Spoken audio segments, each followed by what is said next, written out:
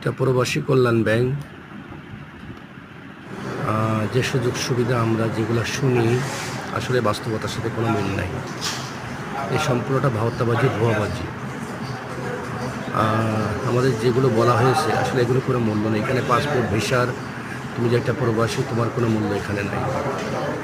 এখানে যে ঝামেলাগুলো পোয়াতে হয় এগুলা ব্যাংকের মাধ্যমে নিলে এগুলো পোয়াতে হয় না, সমিতির মাধ্যমে হলে এগুলো পোয়াতে হয় না।